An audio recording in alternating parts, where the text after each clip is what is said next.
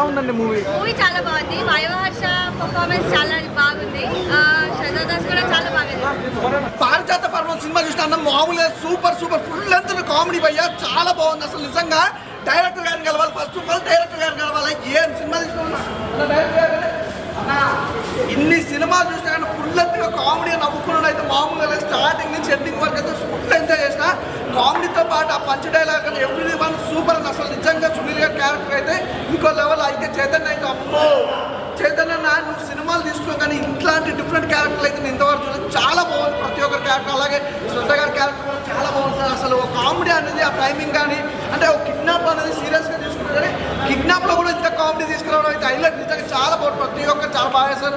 వైవర్షన్ అయితే ఇంకా వేరే నెక్స్ట్ లెవెల్ కామెడీ అన్నమాట. నాకైతే బాగా నచ్చింది భయ్యా. పారిజాత పర్వం నిజంగా సినిమా అయితే నాకు చాలా బాగా నచ్చింది. అంటే కిడ్నాప్ చేయడం కూడా అరే ఇలా చేస్తారా అనేది ఒక కళలాగా బాగా చూపించారు. నాకు చాలా బాగా నచ్చింది. చూశాను పారిజాత పర్వం నిజంగా చాలా కిడ్నాప్ మీద ఎంత ఫండ్స్ 2 అవర్స్ చాలా బాగా నవ్వించారు. వైవర్ష సునీల్ గారు కానీ శ్రద్ధా దాస్ చైతన్య గారు కానీ చాలా బాగుంది. నెంబర్ ఆఫ్ ట్విస్టులు అనమాట. చాలా మంచి స్టోరీతో డైరెక్టర్ గారు స్క్రీన్ ప్లే డైరెక్షన్ చాలా బాగుంది. నాటిది పారిజాత పర్వం బాబా సినిమా నిజంగా సినిమా ఏం తీసారండి సినిమా అంటే ఇది నిజంగా. అంటే పెద్ద బ్యానర్లు ఉంటాయి కదా, అందరూ చేయాలి అందరికీ ఉంటుంది. ఎంత డబ్బు ఉన్నా సరే ఈ డబ్బు ఉంది, హీరో డబ్బు ఉంటుంది. డబ్బున్న ఏదో చిన్న సినిమా తీద్దాం ఏదో మన పేరు మీద తీద్దాం అనుకుంటారు. కానీ ఇందులో అలా కాదు. పెద్ద బ్యానర్లో తీస్తే దాని దారి వేరని చెప్పి నిజంగా సినిమాలు చూపించాడు. అన్ని ట్విస్టులు కిడ్నాప్లు అన్ని కిడ్నాప్లే. అర్థం కాదు నిజంగా సినిమా.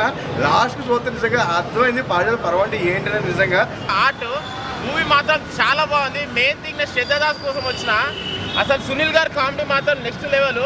ఇగో మన కార్ ఎక్కిన ఈ సినిమా థియేటర్లు ఎట్లయితే ఇట్లా కూర్చున్నారో 2 గంటలు 15 నిమిషాలు అట్లనే కూర్చున్నారు.